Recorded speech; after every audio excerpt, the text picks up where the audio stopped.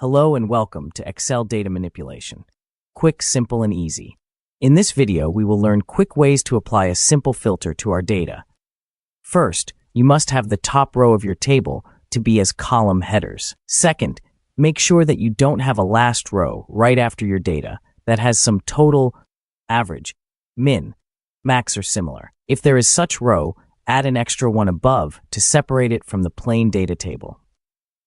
The quickest way to apply a filter is when you can spot a cell containing the value you want to filter your data. Just right-click on it, select Filter, and filter by selected cell's value. If that is not the point, then first you must activate the filters. Go to the Data tab and click the Filter button in the middle of the tab. Then, click on the arrow at the column you want to filter and select what you want. You can filter by one or more values, dates,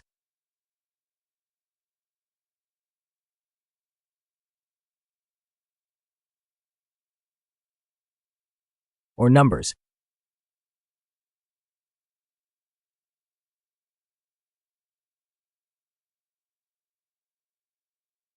You can apply different filters in different columns, and the result will be the data that perform all the criteria in the different columns.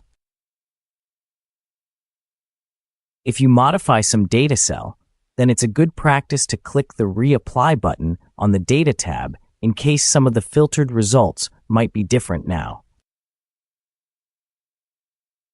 If you want to delete one criterion, then just use the drop-down and select the Clear filter from the column you want.